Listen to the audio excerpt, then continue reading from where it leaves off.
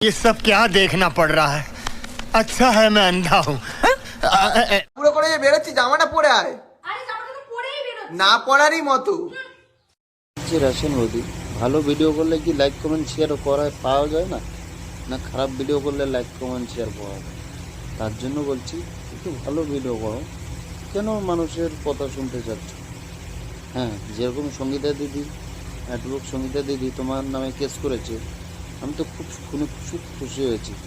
তোমাদের নামে কেস না, তোমার যে এটা আছে ওই ফেসবুক পেজটা, ওইটাই বাতিল করে দিলে আমি আরও খুশি হতাম।